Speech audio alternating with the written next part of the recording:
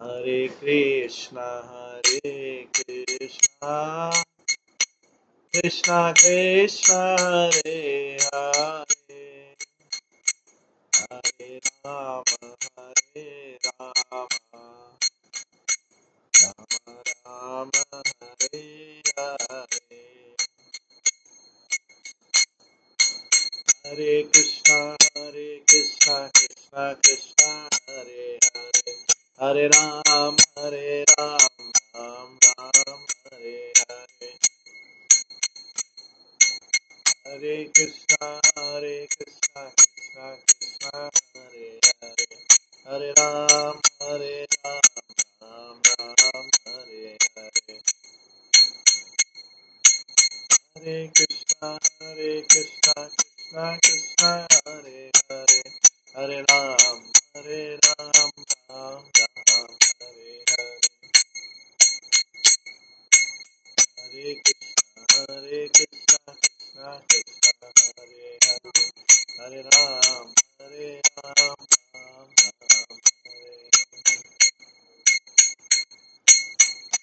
जय राधा गोविंद राधा गोविंद राधा, जय राधा माधव राधा माधव राधे,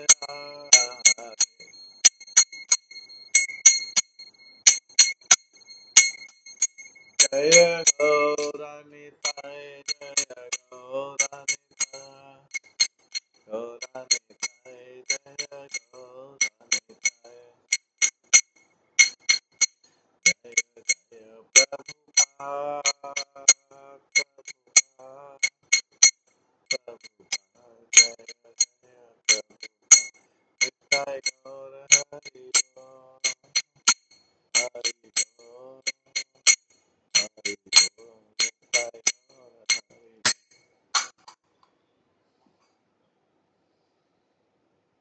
श्री राधा गोविंद देव की जय, श्री जगन्नाथ बलदेव सुभद्रा महारानी की जय, श्री गौर निताई की जय, श्री प्रभुपाद की जय, सभी भक्तगणों की जय। हरे कृष्णा। हम कल की क्लास में श्रवण कर रहे थे हनुमान चालीसा के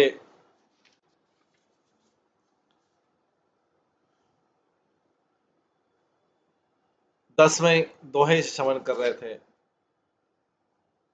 जिसका नाम था रामचंद्र के काज सवारे।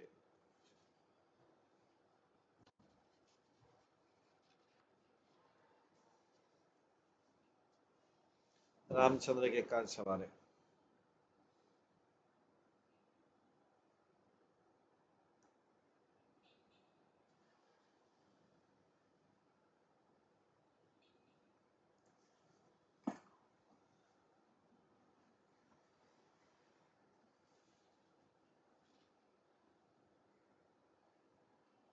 किस तरीके से भगवान ने, रामचंद्र ने हनुमान जी के द्वारा अपने कार्य सुंदर कार्य करवाए। हनुमान जी को इसलिए हनुमान जी की प्रशंसा में बोला जाता है, भीम रूप धरि असुर संहारे, रामचंद्र के काज सवारे। 11वां दोहा है, आज उससे हम श्रवण करेंगे। लाए संजीवनी लखन जियाए, श्री रघुवीर हर्षि उर लाए। लाए संजीवनी लखन जियाए, श्री रघुवीर हर्षि उर लाए।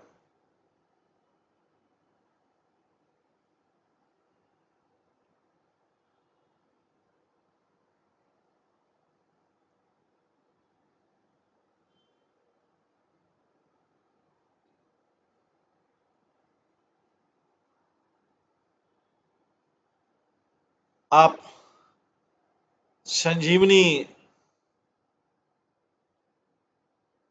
बूटी लाए और लक्ष्मण को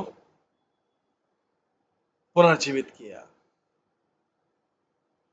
श्री रघुवीर हर्षि उर जाए, श्री रघुवीर ने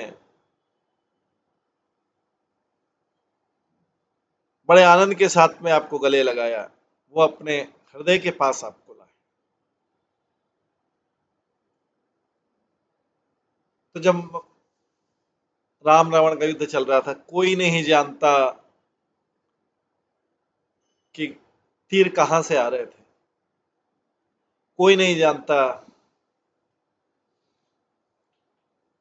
कि उनको कौन मार रहा था तीर।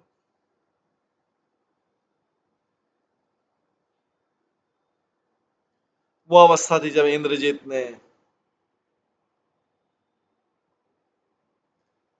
रणभूमि में प्रवेश किया।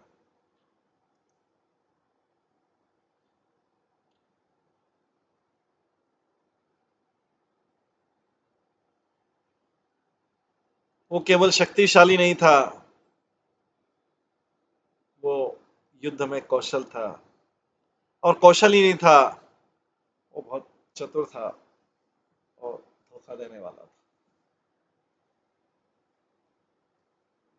इंद्रजीत के साथ युद्ध उतना सरल नहीं था जितना कि दूसरे असुरों के साथ, रावण के दूसरे असुरों के साथ युद्ध करना।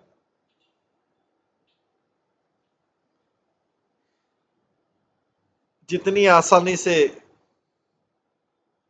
उन्होंने युद्ध किया,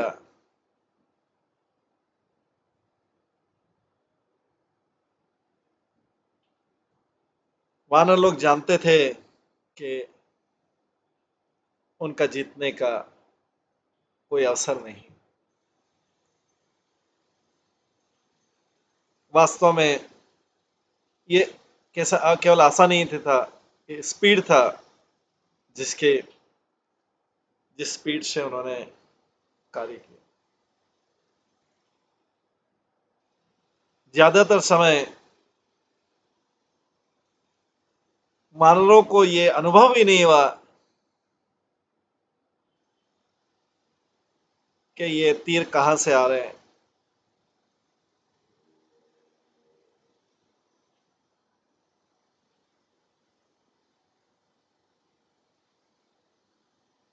जब तक कि वो उनके बहुत पास नहीं थे, क्योंकि इंद्रजीत ने अदृश्य रूप में कार्य किया।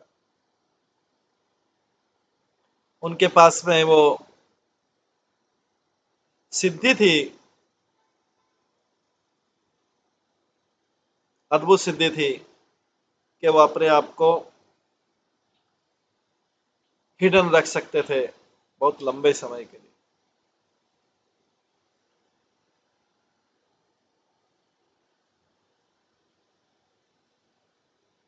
जिस क्षण इंद्रजीत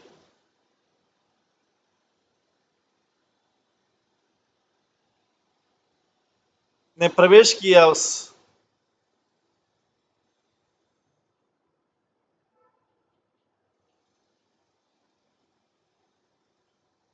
फाइट वाले सीन में, उस समय जो सेना, वानर सेना थी, उसका मॉरल, उसका सोच विचार बहुत लो था, और वो वानर सेना का उत्साह और भी कम हो गया जब इंद्रजीत के एक तीर ने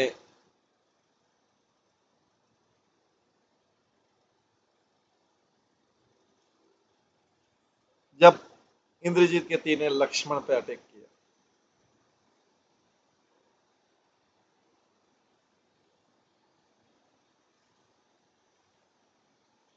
ये साधारण एरो नहीं था, ये साधारण तीर नहीं था जो इंद्रजीत ने मारा लक्ष्मण को। ये एरो ब्रह्मा जी ने स्वयं दिया था।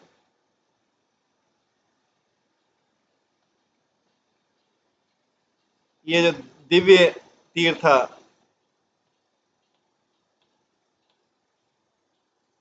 इससे लक्ष्मण जी अचेतन हो गए। अपने भाई को गिरते हुए देखकर सारे वानर लोग में कोलाहल मच गया, वानर सेना में, और वो बहुत अस्थिर हो गए। लक्ष्मण के गिरने से राजाओं का, मंकियों का, लक्ष्मण के गिरने से जो वानर थे में सेना का उत्साह कम हो गया और वो दूसरी अलग अलग दिशाओं में भागने लगे। कुछ लोग अपना जीवन बचाने लगे,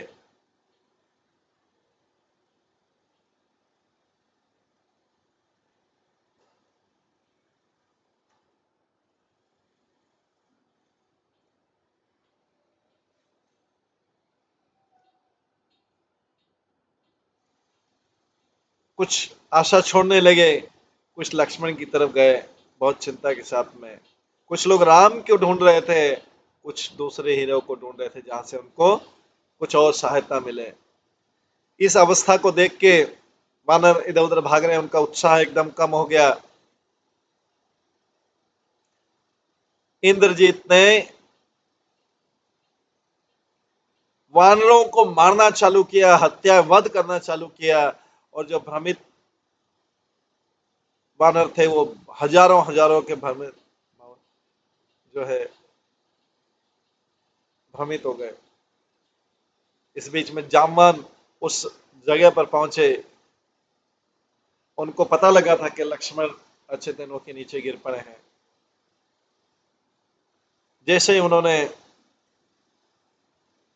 उस हीरो नायक लक्ष्मण को नीचे देखा, उनका पहला प्रश्न था, हनुमान जीवित है क्या?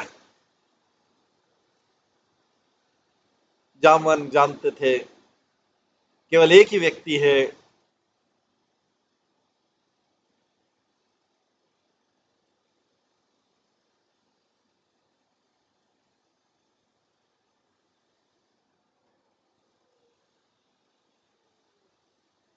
जो इस समय संकट के समय सबसे ज्यादा जो मैटर करता है, जिसका महत्व है, वो है हनुमान। जामवंत का हनुमान के ऊपर इतना विश्वास था कि जब तक हम हनुमान जीवित है, आशा जीवित। जब हनुमान जी उस उधर आए युद्ध के इसमें, वो लक्ष्मण को देखकर आंसू आ गए, लक्ष्मण को इस प्रकार से असहाय रूप में देखकर।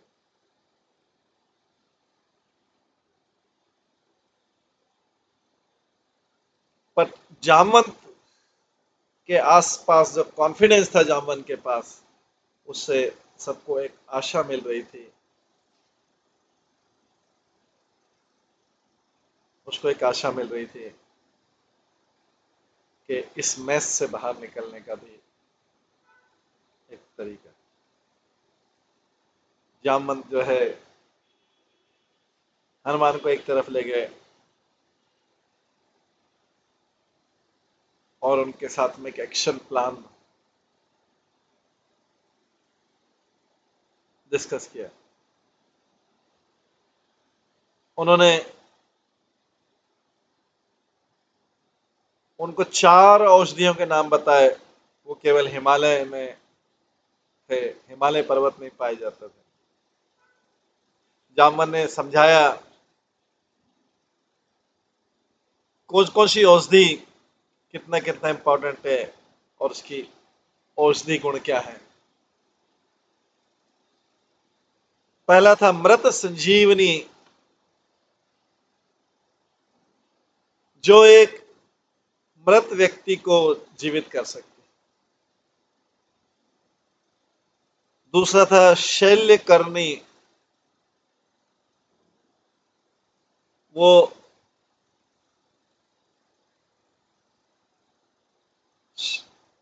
शस्त्र को शरीर से बाहर निकालने में सहायता कर सकती है और तुरंत घाव को जल्दी ठीक कर सकती है। ये जो स्वर्ण करनी, जिससे बॉडी के कलर उसका ओरिजिनल कलर हो जाता है। और फाइनली समधनी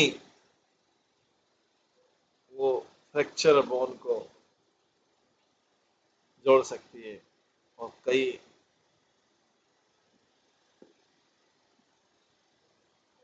अंगों को जोड़ सकती है। जामवन के निर्देश से हनुमान ने उत्तरी क्षेत्र में जंप लग किया। औषधि प्राप्त करना इजी नहीं था।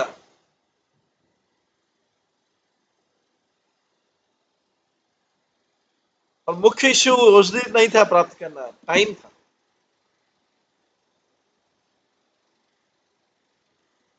हनुमान ऐसे असंभव काम जो टाइम बाउंड एक्टिविटीज,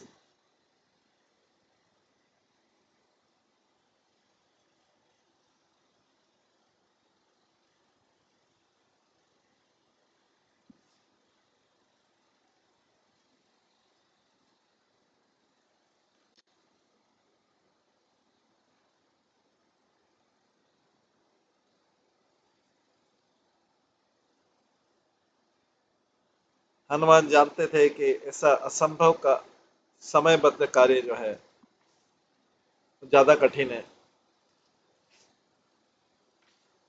असंभव कार्यों से ज्यादा कठिन है। ये कार्य तो संभव था लेकिन टाइम इसमें मुख्य। उनको औषधि प्राप्त करनी थी अगले दिन सूर्योदय से पहले। सूर्य लक्ष्मण के लिए पूरा उदित नहीं रहेगा हमेशा।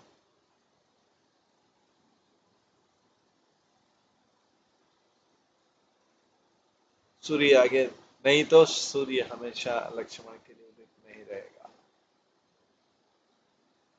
जिस प्रकार हनुमान ने आगे बढ़े और बड़ी स्पीड के साथ में वायु मार्ग से होते हुए, आकाश मार्ग से होते हिमालय पर्वत की तरफ गए, उसने रास्ते में कुछ देखा जिससे उनका ध्यान आकर्षित हुआ। उस जंगल के मिडिल में एक पहाड़ी थी, बहुत ही वहां पे सुंदर कुटिया थी। वहां पे कई बहुत सारे संत लोग यज्ञ कर रहे थे बहुत तीव्रता के साथ। किसी चीज ने हनुमान को मजबूर किया नीचे उतर के उन संतों से मिलने के लिए। एक तो कारण उनका व्यक्तिगत था, दूसरा था कार्य के लिए। व्यक्तिगत कार्य था, उनको प्यास लगी थी, उनको पानी नहीं मिला था कई दिनों तक युद्ध के दौरान। उनको कुछ जल चाहिए था और वहां पर एक बहुत तेजी से नदी बह रही थी कुटिया के पास। दूसरा कारण था कि उनको अपने रास्ते का रिकन्फर्म करना था। जामवंत ने उनको नाम दिया था द्रोणाचल, हिमालय का एक विशेष एरिया था जहां पर औषधि पाई जाती थी।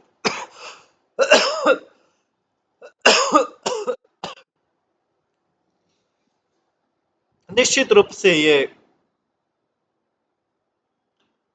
संत लोग जानते थे कि वो सही दिशा में जा रहा। हनुमान जी कुछ एक शब्द बोल पाते इससे पहले एक संत ने बोलना चालू किया। वो अपने आप को भूतकाल, वर्तमान काल और भविष्य काल का देखने वाला जानते हैं।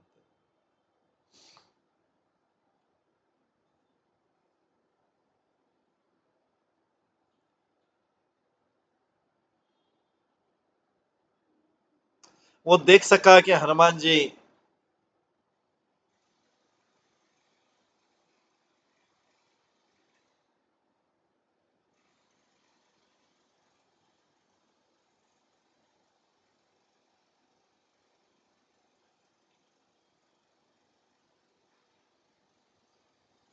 वो देखेगी कि हनुमान संजीवनी जड़ी बूटी लेने आए हैं हिमालय से, लक्ष्मण को जीवित करने के लिए, पुनर्जीवित करने के लिए। उन्होंने हनुमान जी से कहा आप चिंता मत करें, और भविष्यवाणी की कि राम जरूर जीतेंगे रावण के विरुद्ध। वास्तव में उन्होंने हनुमान जी से कहा आप तुरंत नदी में स्नान कीजिए और जाइए, जिससे वो उनको आशीर्वाद दे सके दिव्य दृष्टि से, और उस दिव्य दृष्टि से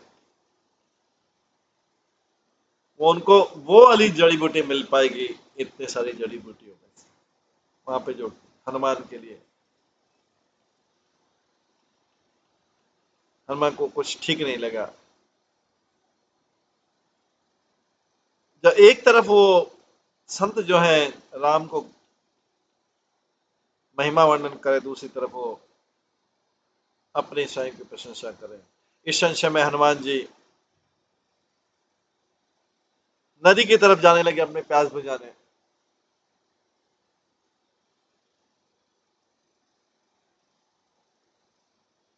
जब वो मुड़े वहां पर झुके और अपने हाथ में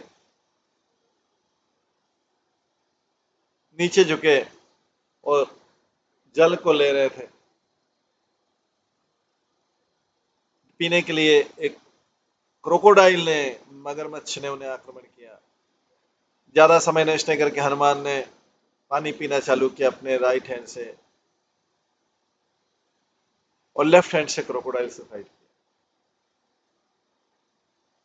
दो थोड़ी देर में सब कुछ हो गया, दोनों हो गए। क्रोकोडाइल जो मगरमच्छ था डेड हो गया और उनकी प्यास से बुझ गई। उस क्रोकोडाइल मगरमच्छ के स्थान पर एक सुंदर अप्सरा थी, जिन्होंने उन्हें धन्यवाद दिया, एक शाप से मुक्त करने के लिए, और उनको चेतावनी दी कि वो जो संत सभी मिले वो फेक है। वो एक असुर है जिसका नाम कालनेमी है,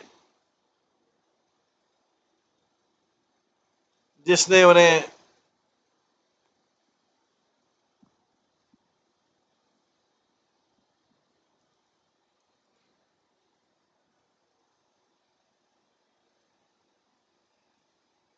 उसको रावण ने भेजा है, जिससे वो संजीवनी बूटी लेने में डिले कर।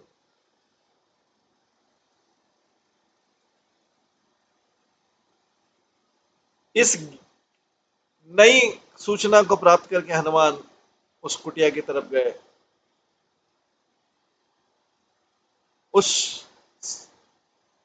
मुनि के चेहरे पर आश्चर्य था।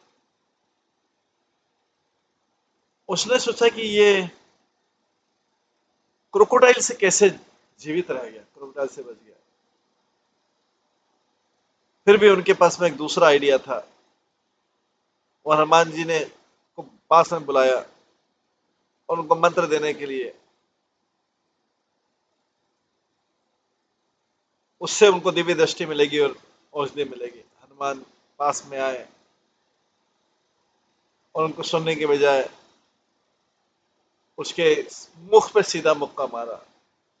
वो मुक्का इतना तेज था कि जो जो असुर था, जो संत के रूप में दिख रहा था, वो तुरंत मारा गया।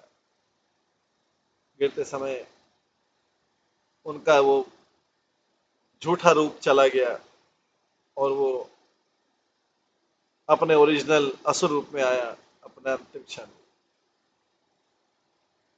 अब इसको देख के हनुमान, ये सब करके हनुमान अपने लक्ष्य की तरफ बढ़े, आगे बढ़े। जब वो द्रोणाचल पर्वत पाए, एक बड़ा और कॉम्प्लेक्स चैलेंज उनके पास में आया। वहां पे करोड़ों करोड़ों औषधियां थी। वास्तव में सारा माउंटेन जो था वो औषधियों से भरा।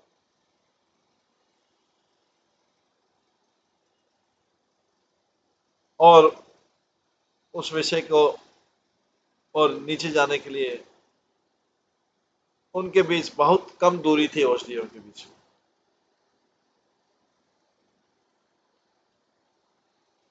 वो इस पृथ्वी पर कैसे वो एक औषधि को दूसरी ओर से देख सकता है। उसमें से 4 औषधि निकालनी थी, जामवन ने उनको बताई।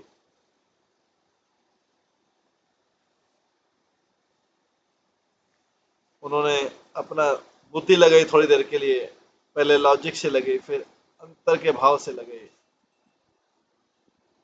सही कंक्लूजन पाने के लिए। जब तब उन्होंने अनुभव किया कि ये उनका तरीका काम नहीं करने वाला है और सबसे बड़ा रिस्क है गलत दवाई ले जाएगा, तो उसके पश्चात वो बहुत ही एक अद्भुत निर्णय पे आए कि सारी औषधियां तो माउंटेन पे है, अगर इसकी जगह पूरा माउंटेन ले जाए तो कोई रिस्क नहीं रहेगा कि सही औषधि नहीं ले जाए।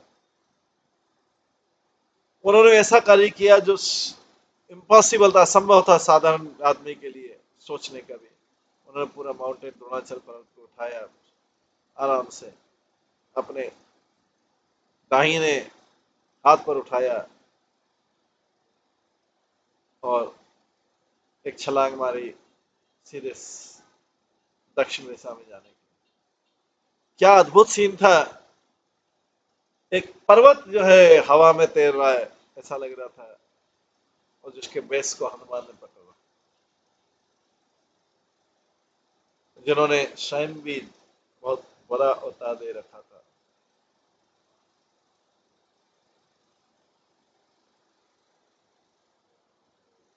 उस ह्यूज माउंटेन को सपोर्ट करने के लिए हनुमान जी दृढ़ थे समय पर पहुंचने के लिए और लक्ष्मण की जीवन बचाने के लिए। उनकी गणना के अनुसार उस समय पर्याप्त समय था कि वो शेड्यूल टाइम से पहले पहुंचे। जैसे ही वो समय के लिए थोड़ा गर्वित हो रहे थे, कुछ चीज ने उनको उनके छाती पे मारा।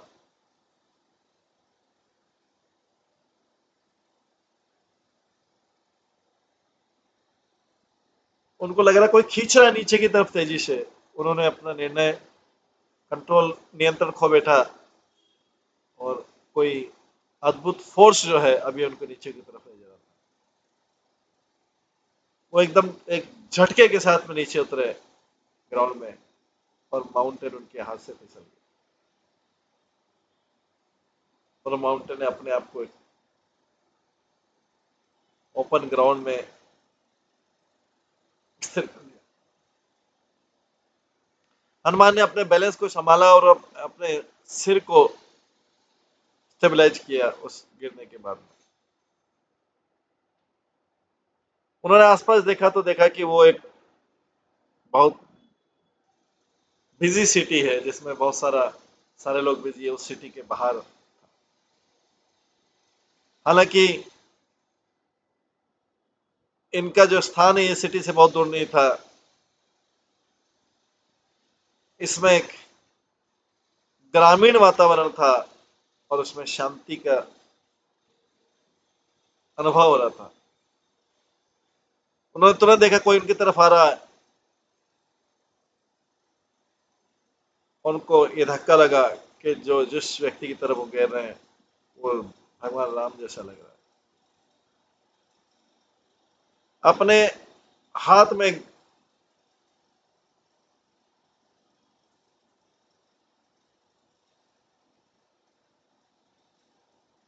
अपने हाथ में एक बहुत बड़ा धनुष बाण लेकर वो जो सिद्ध व्यक्ति था उनके पास आया और उसके फेस की तरफ सीरियसली देखा। उन्होंने देखा कि वो कौन है और यहाँ से अयोध्या के ऊपर से क्यों जा रहा है इतना बड़ा माउंटेन लेके। जैसे ही अयोध्या शब्द बोला हनुमान को कुछ क्लैरिटी आया।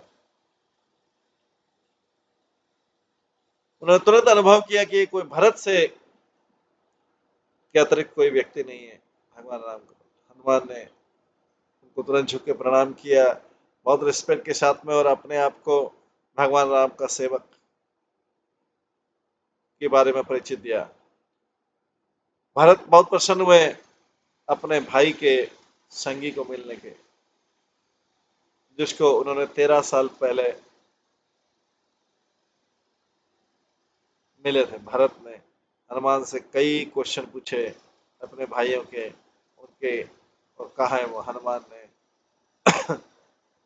बोला कि उनको ये सारे समय क्वेश्चन देने के लिए समय नहीं है, क्योंकि अभी लक्ष्मण की जीवन संकट में है और उनको ये माउंटेन लेके तुरंत जाना है, देरी नहीं हो जाए। भारत ने हनुमान की दुविधा को समझा कि समय के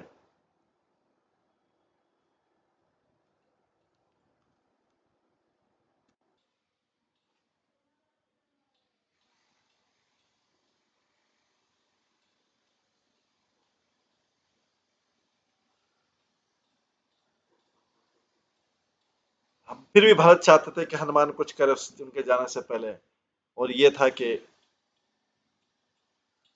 लक्ष्मण के मूर्छित होने की सूचना सुमित्र को दे दे। कोमल हृदय वाले भरत के बारे के मन में इतनी शक्ति नहीं थी कि वो किसी को खराब सूचना दे सके। भारत ने सोचा मैंने तो ऑलरेडी सबको बता दिया है, सबको ऑलरेडी मैंने हर्ट किया है, ऑलरेडी मैंने लोगों को आघात पहुंचाया है, अयोध्या में बहुत सारा आघात पहुंचाया है केकई के पुत्र के रूप में जन्म लेके। इसलिए उन्होंने हनुमान जी को ड्रैग किया और सौमित्र के महल की जगह हनुमान ने तुरंत ये सूचना सौमित्र को दी, सुमित्रा को दी, लक्ष्मण की माता सुमित्रा को दी। लक्ष्मण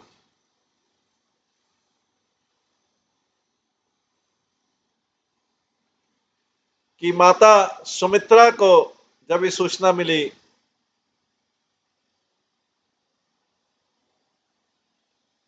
तो उनकी प्रतिक्रिया से हनुमान जी तो स्तंभित रह गए, रोने की बजाय और अपने पुत्र के मृत्यु की बजाय उसकी डिफरेंट अप्रोच थे। उन्होंने हनुमान से कहा उनके पुत्र को क्या भी हो उसको चिंता नहीं, राम की सेवा कभी भी स्टॉप नहीं, किसी परिस्थिति में नहीं होना चाहिए।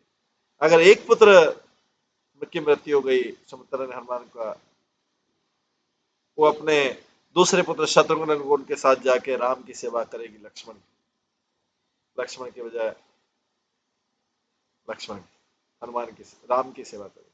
हनुमान तो आश्चर्यचकित रहे उनकी इस प्रतिक्रिया से, किस प्रकार की फैमिली है। लक्ष्मण और उनकी माता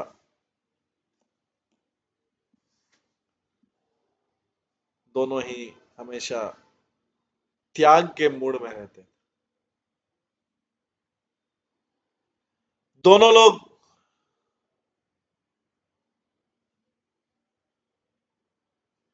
त्यागने तैयार थे राम की सेवा के लिए।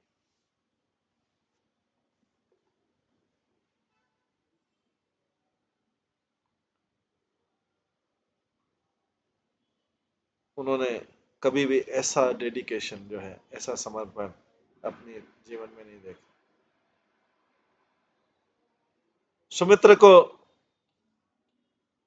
वचन देते हुए कि उनका पुत्र सेफ रहेगा, और हनुमान की सेवा भी लगातार होती है। हनुमान अयोध्या से बाहर निकले, फिर से द्रोणाचल के पर्वत को उठाया और फिर से आकाश में उठे भागने लगे, दक्षिण की तरफ दाने लगे, ज्यादा उत्साह के साथ में, ज्यादा दृढ़ता के साथ।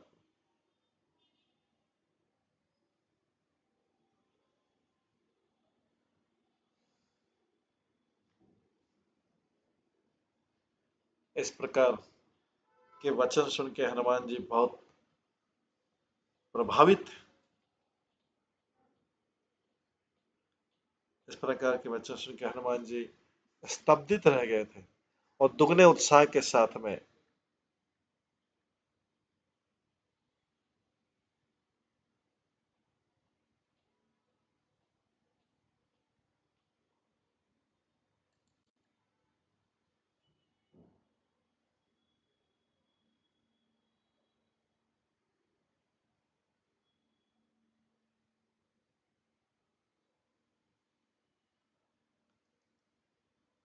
इस प्रकार की छाया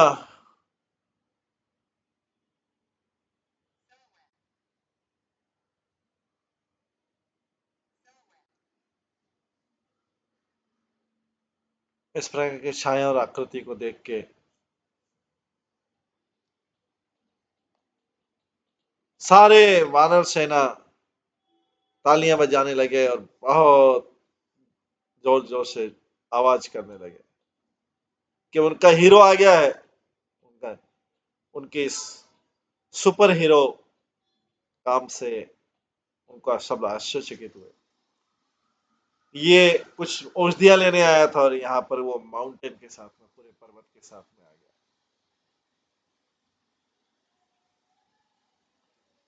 जैसे ही हनुमान जी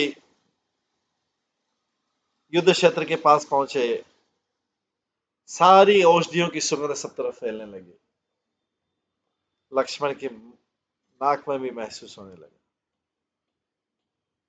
वो पुनर्जीवित हो गए। लय संजीवन लखन जी आए। केवल लक्ष्मण ही नहीं, सारे वानर सेना जो कि वहां पर मारे गए थे युद्ध के मैदान में, वो जाग गए जैसे वो गहरी नींद से जागे।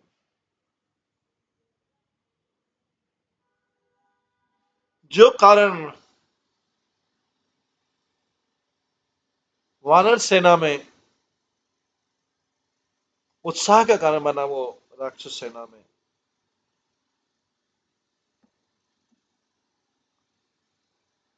निराशा का कारण बना। क्योंकि रावण ने सारे असुर सैनिकों को युद्ध के मैदान से हटा दिया था, जिससे शत्रु को पता नहीं लगे कि उसका कितना लॉस हुआ है। वो हमेशा अंदाज लगाते रहेंगे कितना लॉस हुआ है। ये उसके लिए जो मास्टर स्ट्रेटेजी थी, जो लग रही थी, उसके लिए फुलिश स्ट्रेटेजी हो गई, मूर्खतापूर्ण प्लान हो गया। जब उसने देखा कि सारे मंकी जो है, डेड मंकी जो है, वो जीवित हो गए।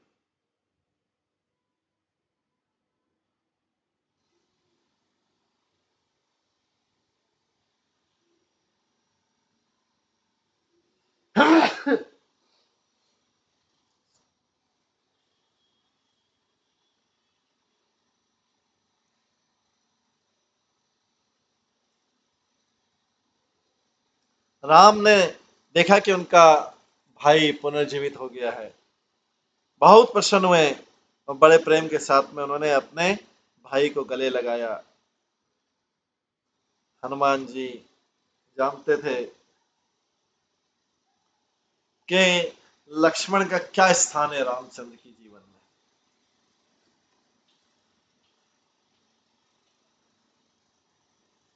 जब किसी का हाथ पानी का गिलास उठाता है, व्यक्ति हाथ को नहीं धन्यवाद देता है, ना हाथ कोई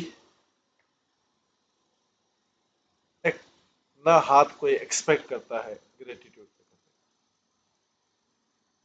क्योंकि उसका हाथ को पता है कि उसका कोई स्वतंत्र अस्तित्व नहीं। लक्ष्मण राम के हाथ थे, राम के इंटीग्रल पार्ट थे, उनसे अलग नहीं।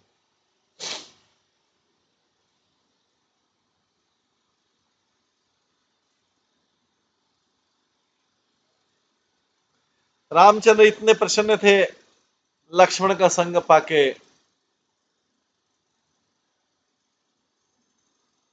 कि वो किस प्रकार से कृतज्ञता को प्रकट करते सकते हैं जो हनुमान के लिए पर्याप्त हो जाए। श्री रघुवीर हर्षि उर लाए, जो हनुमान जी उनके लिए कर रहे हैं, रामचंद्र उसकी कृतज्ञता को प्रकट नहीं कर सकते।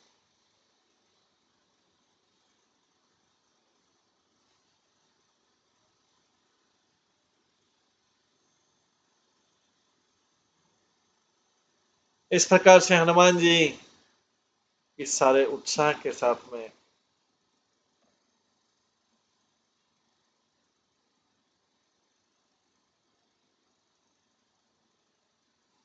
हनुमान जी के लिए कार्य करते थे। इसलिए 11वां दोहा है, लाए संजीवनी लखन जी आए, श्री रघुवीर हर्षि उर लाए।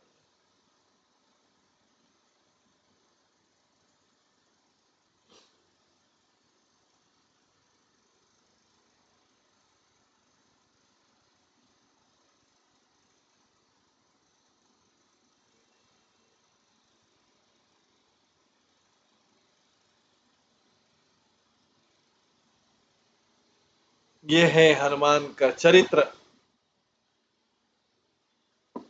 इस चरित्र में और भी कई व्याख्यान है, वो हम कल की क्लास में श्रवण करेंगे। आज की क्लास को यहीं पे विराम देते हैं। सभी भक्तों का बहुत बहुत धन्यवाद।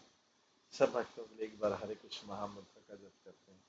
हरे कृष्णा कृष्णा कृष्णा हरे हरे, हरे राम राम राम। हरे कृष्णा।